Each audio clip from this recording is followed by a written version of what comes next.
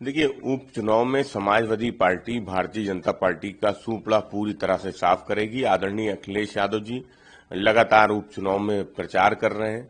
Bharatiya Janata party में बेचैनी बढ़ी है, इसलिए उनकी भाषा बदल गई है। पीडीए की ताकत बढ़ी है, इसलिए उनकी भाषा बदल गई है, उनके स्लोगन बदल गए। तो ये देखना महत्वपूर्ण है कि भारतीय जनता पार्टी बेरोजगारी पे कहाँ बात कर रही, महंगाई पे कहाँ बात कर रही है। नौजवान उत्तर प्रदेश में सड़क पे हैं, जिन पे लाठी चलाई जा रही है, जिनके खिलाफ मुकदमे लिखे जा रहे हैं, जिनको जेल भेजा जा रहा है। ये वही नौजवान हैं जो समाजवादी पार्टी को वोट देंगे, क्योंकि ये बेरोजगार हैं, ये अभ्यर्थी हैं, इनको रोजगार नहीं मिल रहा है, परीक्षाओं के नियम कानून दूसरे बदले में।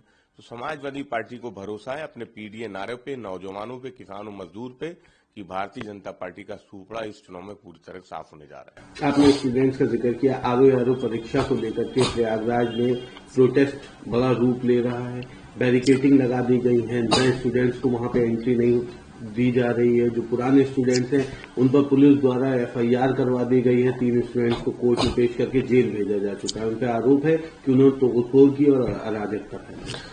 दमन करना, मुकदमे लिखना, जेल भेजना, ये भारतीय जनता पार्टी का काम है। जब कोई अपने हकों के लिए, अपनी मांग के लिए सड़क पे आता है, भारतीय जनता पार्टी का हथियार यही होता है कि उसका दमन करो, जेल भेजो। ये नौजवान हैं, ये छात्र हैं, ये देश का भविष्य है। इनके साथ भारतीय जनता पार्टी का इस तरीके का व्यवहार वो स्वीकार नहीं है। समाजवादी पार्टी छात्रों पे लाठीचार्ज की, छात्रों पे मुकदमे लिखने की, छात्रों को जेल भेजने की निंदा करती है।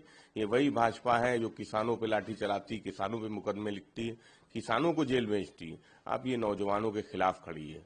समाजवादी पार्टी छात्रों के इस आंदोलन को अपना समर्थन भी देती है और सरकार से मांग करती है कि इन छात्रों की जो मांगे हैं उनको माना जाए, उनसे वार्ता की जाए। इस तरह से लाठी चला देने से नौजवानों के हकों को, उनकी मांगों को दबाया नहीं जा सकता। कल सुप्रीम करते हुए बताया कि बुलडोजर एक्शन जो है अराजकता की याद दिलाता है। सिर्फ अपराधियों और आरोपों दोषसिद्ध के आधार पर संपत्ति नहीं गिराई जा सकती। बुलडोजर न्याय की प्रवृत्ति के खिलाफ एक कड़ा संदेश देते हुए सुप्रीम कोर्ट ने कहा कि कार्यपालिका सिर्फ इस आधार पर किसी व्यक्ति का घर या संपत्ति को नहीं गिरा सकती कि वो किसी अपराध या आरोपी या दोषी है। देखिए, माननीय सुप्रीम कोर्ट के कल के फैसले का बुलडोजर पे समाजवादी पार्टी स्वागत करती है। भारतीय जनता पार्टी की सरकार ने न्यायपालिका के अधिकार क्षेत्र पे अतिक्रमण करने का काम किया था, इंक्रोचमेंट करने का काम किया था, और कल देश की सबसे बड़ी अदालत ने उस अतिक्रमण को हटाने का काम किया जो कार्यपालिका ने कर रखा था। देश के संविधान ने न्यायपालिका और कार्यपालिका के अधिकार क्षेत्रों को बांटा हुआ है। समाजवादी पार्टी, इंडिया गठबंधन लगातार इस बात को कहते आई है कि भाजपा का संविधान में विश्वास नहीं, न्यायपालिका में विश्वास नहीं।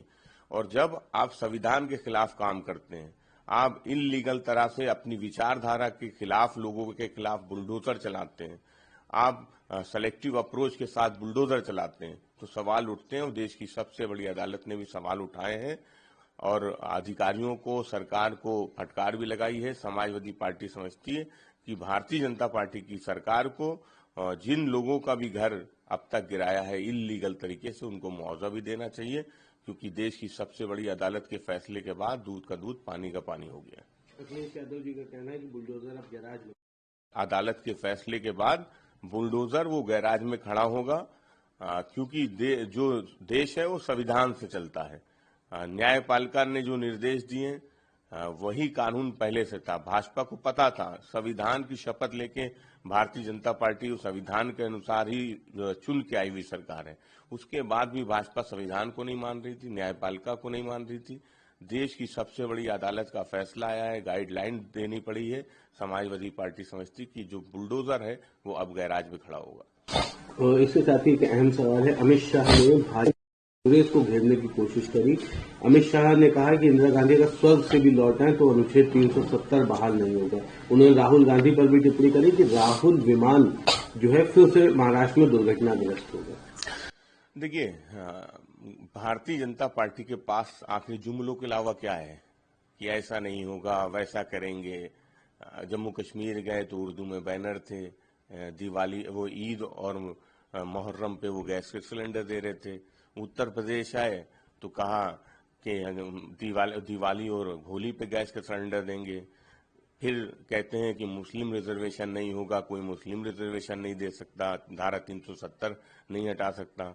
अगर आंध्र प्रदेश पहुंचेंगे तो तमिलनाडु में भारतीय जनता पार्टी के साथ सरकार चल रही है और वहां मुस्लिम रिजर्वेशन की बात होती है, इमामों को पेंशन देने की बात होती है, 50 साल से ऊपर के मुस्लिमों को पेंशन देने की बात होती है। तो देखिए, भारतीय जनता पार्टी का चरित्र है। जहां जाते हैं, जहां जिस तरह से वोट मिलना होता है उसमें ढल जाते हैं। यही भारतीय जनता पार्टी का चाल चरित्र तो चेहरा है।